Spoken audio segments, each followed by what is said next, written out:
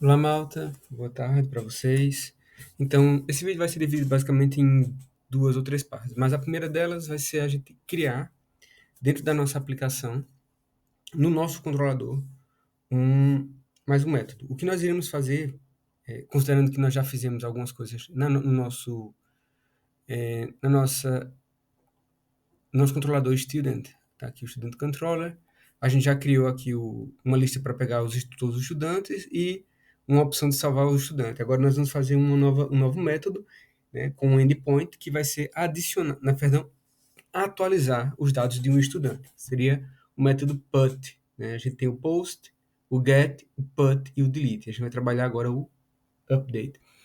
E basicamente é parecido com o que a gente tem aqui, com algumas diferenças, mas criando então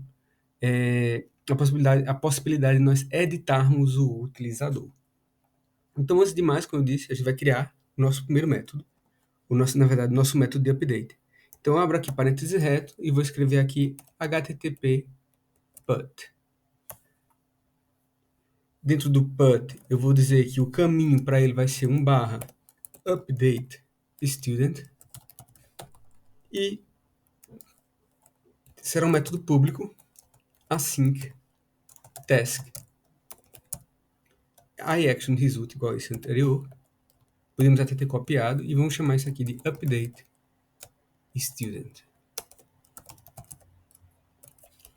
Tal e qual o método create, a gente vai receber o save, um objeto do tipo estudante. Student.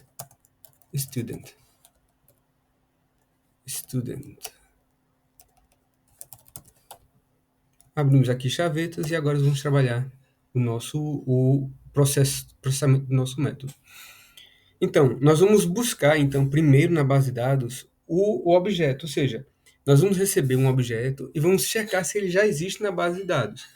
Existem algumas implementações que já aproveitam um método só, como o save, por exemplo, para fazer as duas coisas ao mesmo tempo, que é ou guardar ou guardar se não existir, certo?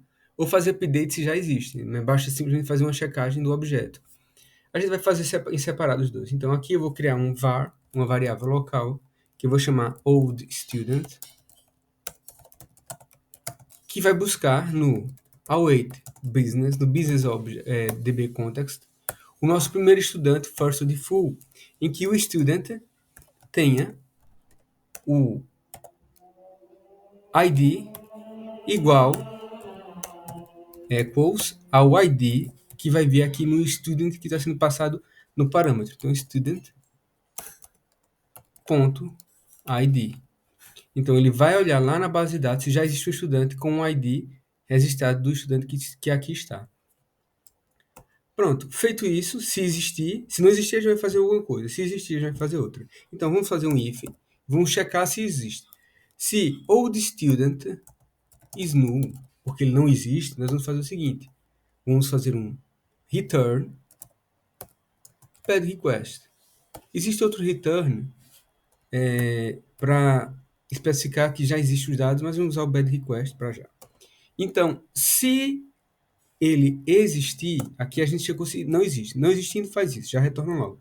Se existir, a gente vai fazer alguma coisa. Então, se existir, nós vamos mudar os dados do estudante que está na base de dados para o estudante que nós estamos recebendo no parâmetro. O que isso quer dizer? Quando a gente for editar o estudante, a gente vai mandar o objeto alterado. Vamos procurar se existe um objeto com o mesmo ID na base de dados.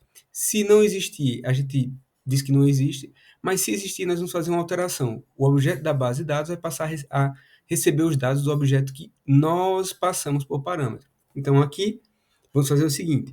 Old student, ID, não, ID não, que o ID vai ser igual, né? Se já existe, ponto, name, por exemplo, vai ser igual ao student name, que é o novo.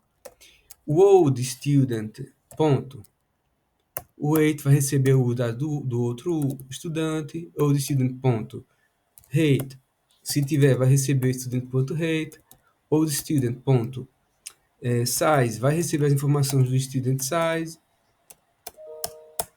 e assim sucessivamente para todos os outros items. Vamos lá, student, ponto, size, ponto e vírgula, old student, ponto, age vai receber a mesma coisa, ou de student ponto, deixa eu ver se tem mais alguma informação que é importante mudar.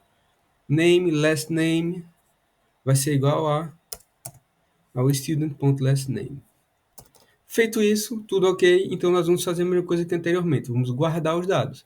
Então, var result, até vou copiar o que está aqui, certo? O que está aqui, eu vou copiar Ctrl C, vou colocar aqui, porque não tem necessidade da gente escrever. Então, vai guardar, se guarda ok, se não guardou, vai dar um problema. A gente não está customizando as saídas, tá bem? A gente só está tentando salvar. Se não salvar, vai dar um bad request. Não era a melhor resposta, mas a título de aprendizagem, o que a gente quer é conseguir guardar os dados na base de dados. Depois a gente consegue customizar isso facilmente, que são as saídas dos dados. Vou parar aqui a gravação